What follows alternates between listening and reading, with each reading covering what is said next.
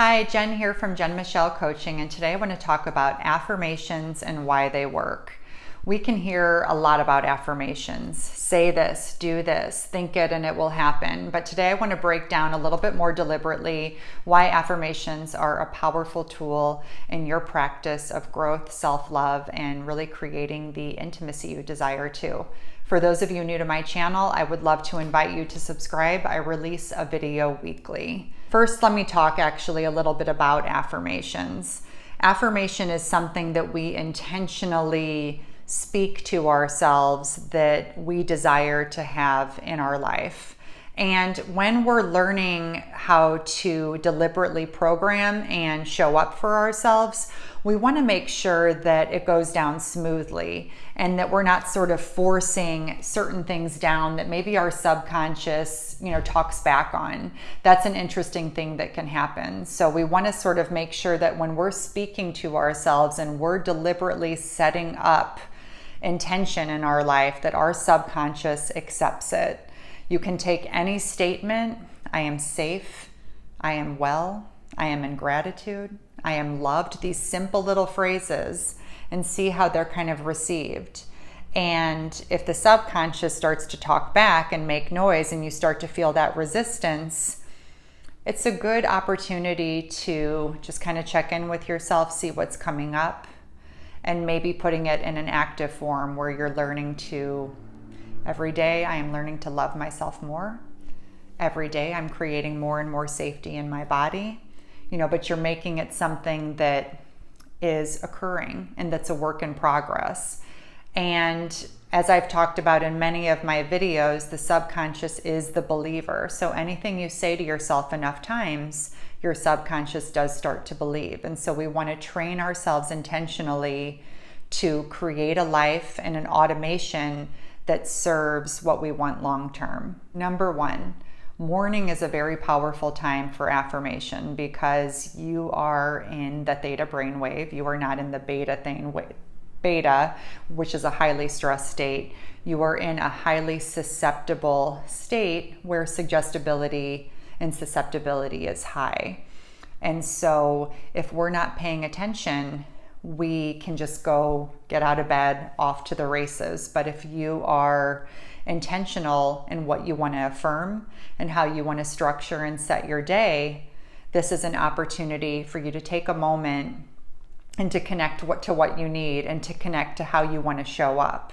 A practice that I do in my life is I will wake up and I'll just be still in my bed for a little bit, and I let my inner little girl know that I love her. I thank her for a great night of sleep, and I set an intention around my day. I want to have ease and I want to have peace uncompromised today.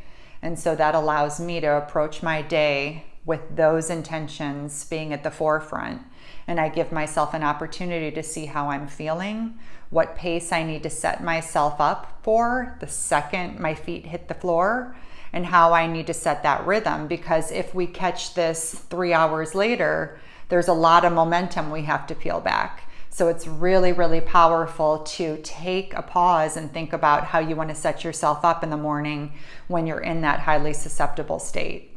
Number two, in order to continue to set yourself up and to start living in a way that's deeply intentional, no matter what you've got going on and no matter how busy your job or your day is, you are checking in and you are just seeing what's going on inside. So you are not just this headless chicken realizing at 8 p.m.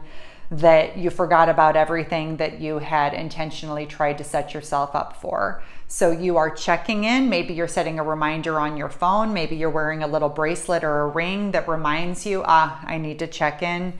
Take a few breaths. Where am I in this time and space? And you are returning to the intention that you set for yourself. And so this is a daily practice. We don't want to sort of just go throughout the day without creating that opportunity to see where we are and how we can take steps to align with our deeper intentions. So this practice is key, and having reminders until this becomes really habitual will be the best way to support you. Number 3, Set yourself up beautifully at night. And this means like you are tucking in a small child. You are tucking yourself in almost like you would a little child. Maybe you have a wind down ritual practice, but you're not collapsing in bed from utter exhaustion. You're actually taking time to wind down, to sweetly and softly tuck yourself in with a recap of the day, with gratitude with depth.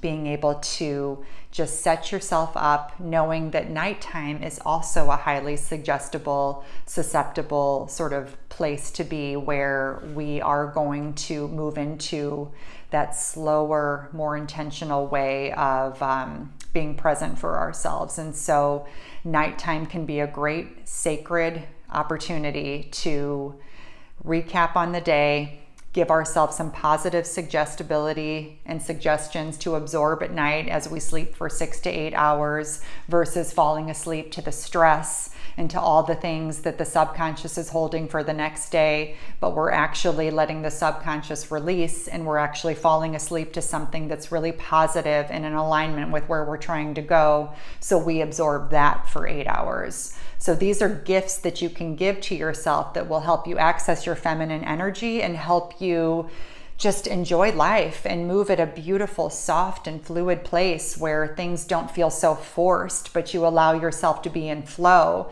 But it starts with the internal, and then the external will match it. But it's got to start within here first. So I hope these 3 tips are really helpful to you and anything you may be working on in your life. Please check out my site, jenmichellecoaching.com. I have a lot of different resources and programs there. Please sign up for my Attract Him Forever group waitlist, and you will be first notified of the next offering of this program. Much love, and talk soon.